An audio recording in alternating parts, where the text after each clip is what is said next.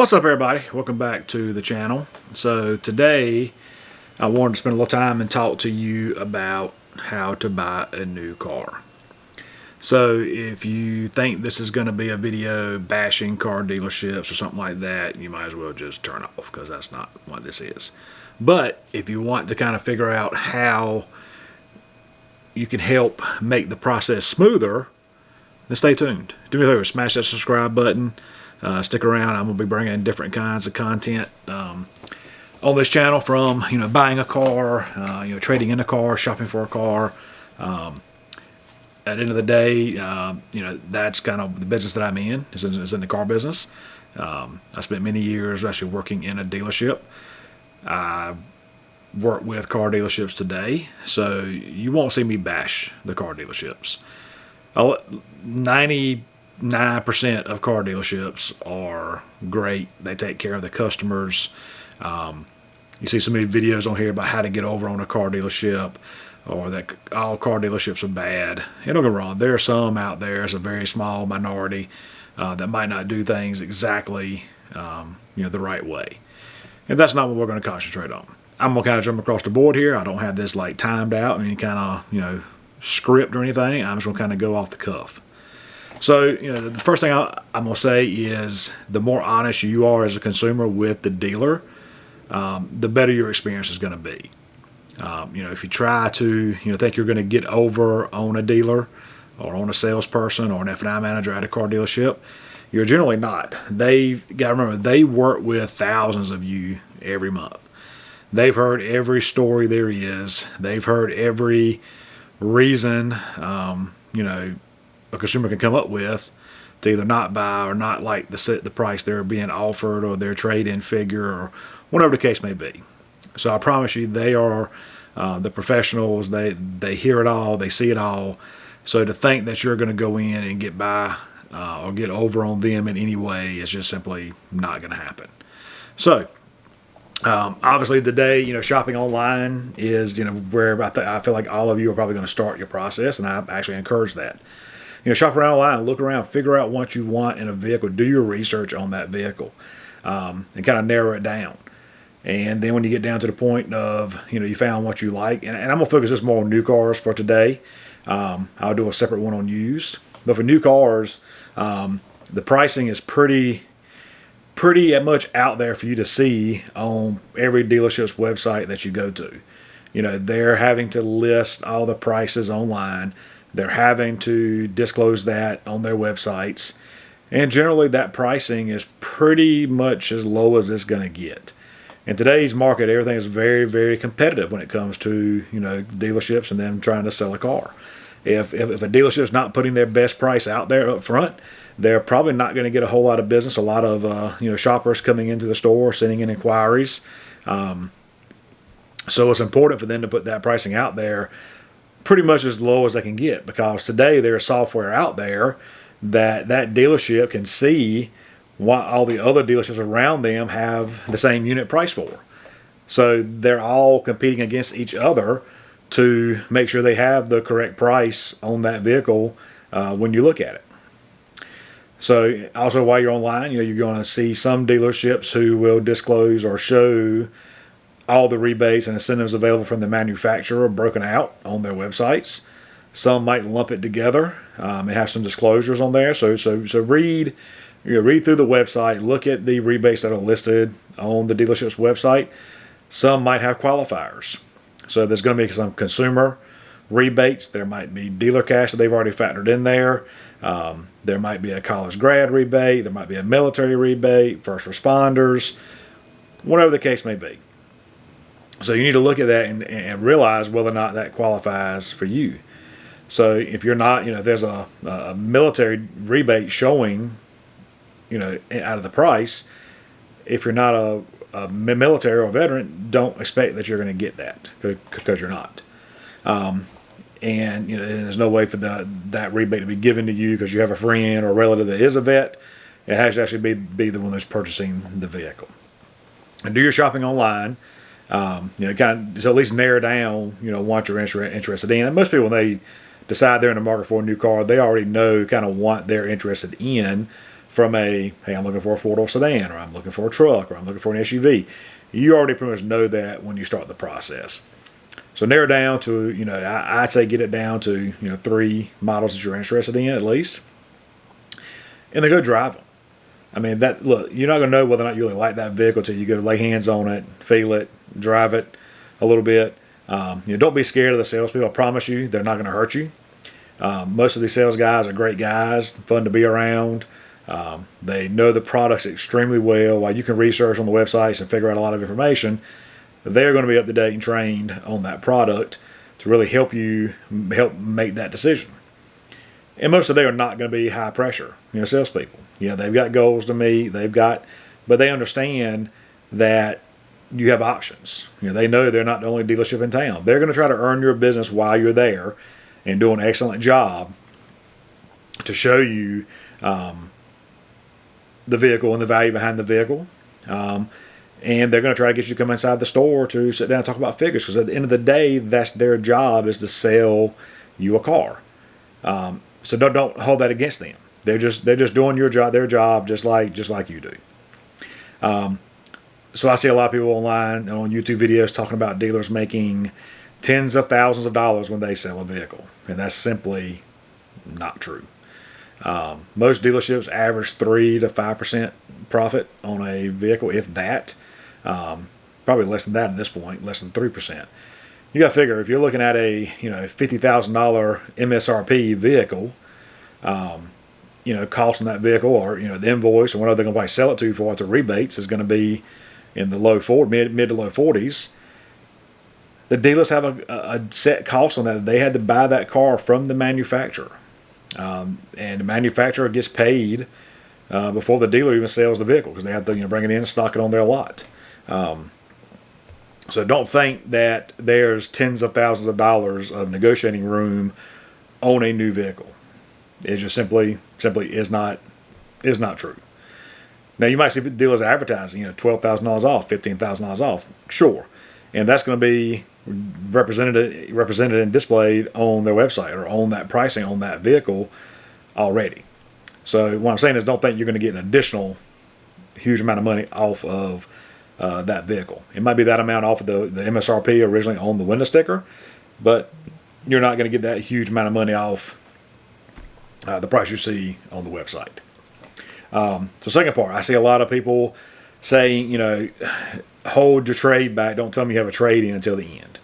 Well, I think that's bad business, and I think it's bad for you as a consumer.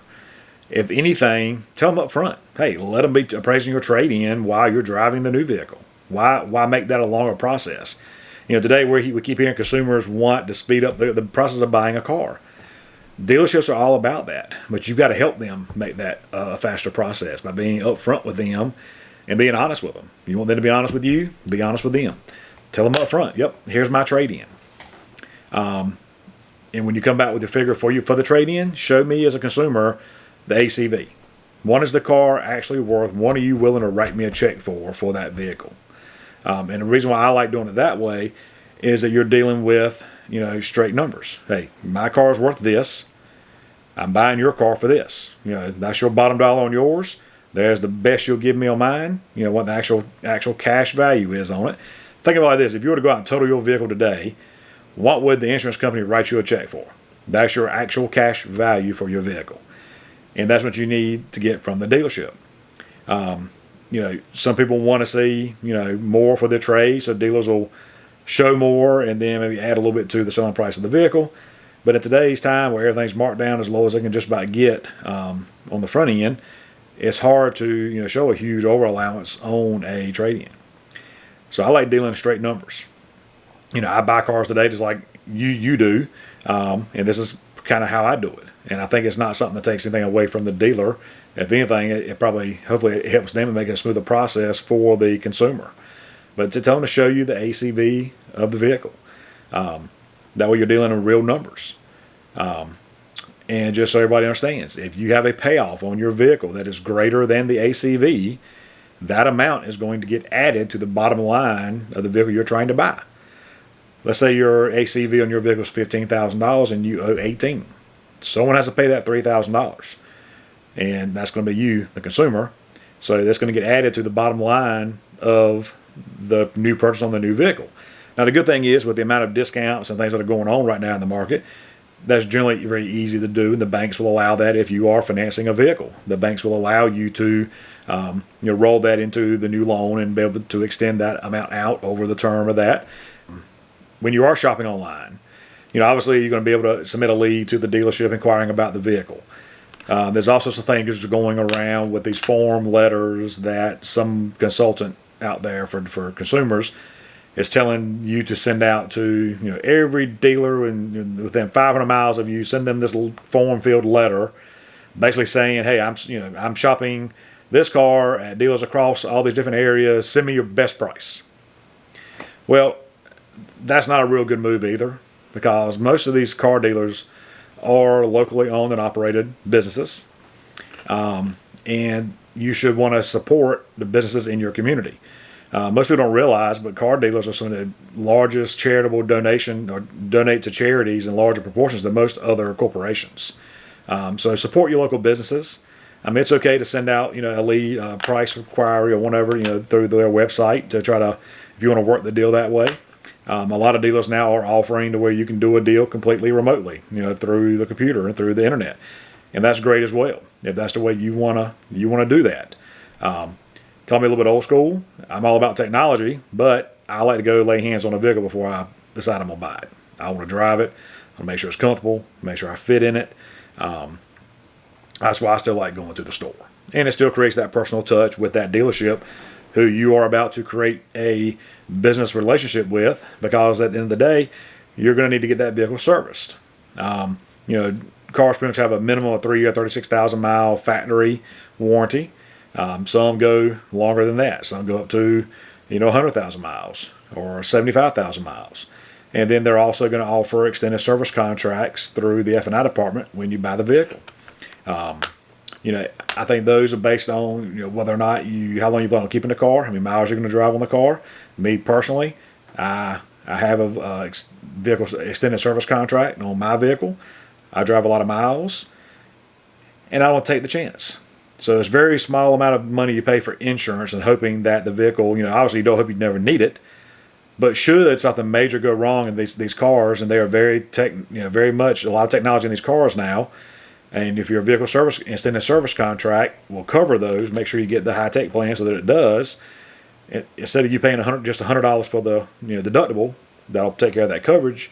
If you didn't have it, you could be coming out of pocket thousands of dollars. So you have to look at that on yourself and decide whether it's right for you and right for your circumstances. And your finance and insurance professional will go through and review those options with you and show you why, show you how much it's going to cost you additionally per month. One that I always recommend when you're buying a new car, always buy GAP insurance. GAP, GAP insurance. Always buy it. If you're financing your car, you're buying a new vehicle, always get it.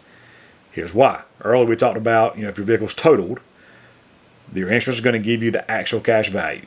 Well, let's say you go out and you buy a brand new SUV. It was, you financed $48,000 on it.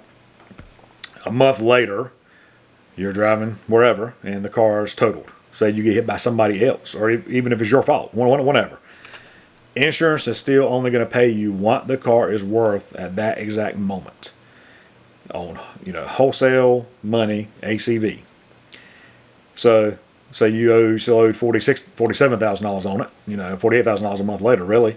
Insurance says, well, we're going to give you $38,000 for it. You are now responsible for paying that $10,000 in difference between what the ACV is on the vehicle and what your payoff is. So GAP insurance will step in and pay that difference. My bank loves me right now. I have it on every car I own, and knock on some wood, I have yet to have an accident where I totaled a vehicle. All right, so we touched on extended service contracts, GAP. Obviously they're going to offer you other things as well, paint protection. Again, look and see what it is the product actually does to decide if it's right for you. There are some types of paint protection, the clear bras and things like that 100% are worth it, especially if you've got a higher end vehicle. And today with roads and the condition they are and things like that, if you drive a lot on the roads, if you don't have something protecting the paint in the front of your car, you're going to get rock chips, and if you're down here in the South like I am, you're going to have bug guts all over your car. And that clear bronze is a thin, clear film, almost like window tint, but it's clear, that goes over the paint on your car. You can't even tell it's there, really. But it does that. It goes to protect your paint. There might be other things that they offer in the F&I office. Again, just decide if those are good for you or not. It's not up to me to point you in one direction or the other. I think all of them have some merits and some don't. Consumers don't need.